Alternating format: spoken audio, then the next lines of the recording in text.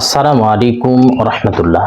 সম্মানিত দ্বীনী ভাই ও বোনেরা, সহবাস করার পর মেয়েদের জন্য ফরজ গোসল না করে সাংসারিক কাজকর্ম করতে পারবে কি? হ্যাঁ, অবশ্যই করতে পারবে। যেমন রান্না বান্না করা, সিমর গাছ থেকে সিমর তোলা, লাউ গাছ থেকে লাউ তোলা, বাচ্চাকে দুধ খাওয়ানো, যত কাজ রয়েছে সবগুলো কাজ করতে পারবে, কোনো সমস্যা নেই।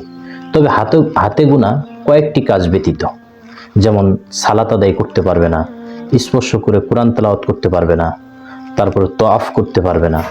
মাত্র এই 2-3টি কাজ ব্যতীত ফরজ গোসল না করে যে কোনো কাজকর্ম সে করতে পারবে, এতে কোনো সমস্যা নেই। কিন্তু বড় দুঃখজনক হলো সত্য, বাংলাদেশে যত কঠোরতা মেয়েদের ব্যাপারে, ছেলেদের ব্যাপারে তেমন কঠোরতা নাই।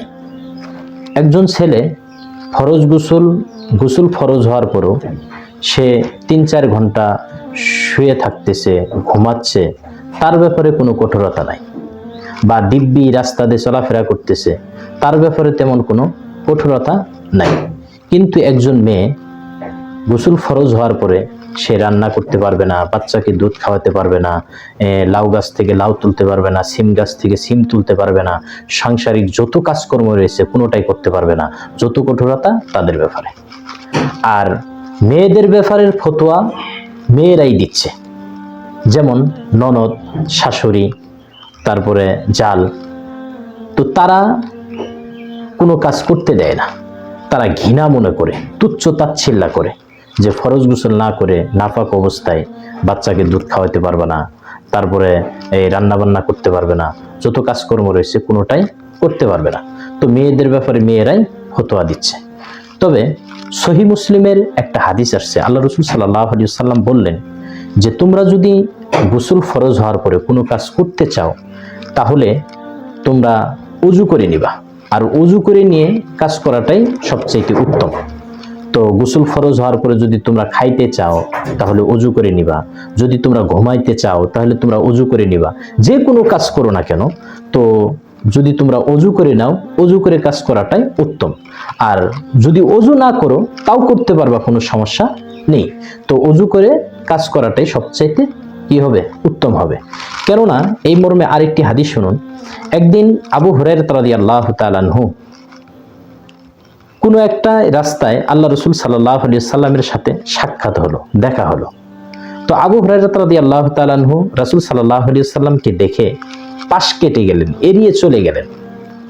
তো তিনি বাড়িতে গিয়ে ফরজ গোসল করলেন, তাড়াহুড়া করে আবার আল্লাহ রাসূল সাল্লাল্লাহু আলাইহি ওয়াসাল্লামের সাথে সাক্ষাৎ করলেন, দেখা করলেন।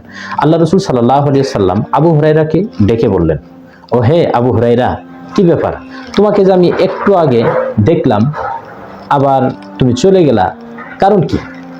তখন আবু হুরায়রা রাদিয়াল্লাহু তাআলা বললেন, হে আল্লাহ রাসূল সাল্লাল্লাহু আলাইহি ওয়াসাল্লাম, আমার উপর গোসল ফরজ ছিল, আর এমন তো অবস্থায় আপনার সাথে সাক্ষাৎ করা, আপনার পাশে বসা, আপনার সাথে কথা বলা, এটা আমি যেন একটু খারাপ মনে করলাম, বা এটা অন্যরকম কিছু মনে করলাম।